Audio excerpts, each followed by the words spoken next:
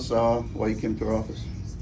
I was experiencing headache that wouldn't go away, and I have consistent neck pain and back pain and knee pain. My whole body hurts.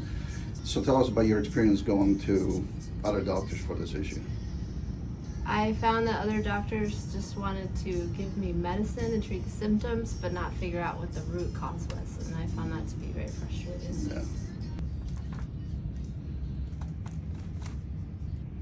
You get some tight muscles here. Mm-hmm. I always do.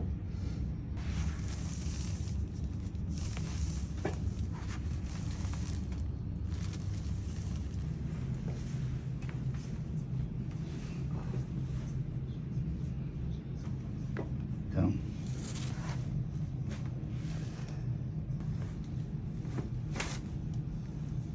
You feel that? Mm-hmm. Well, I heard a little crunchy sound. Yeah.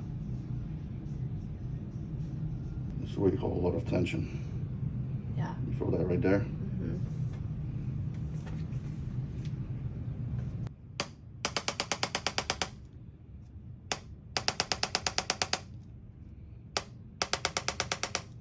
Relax your elbow.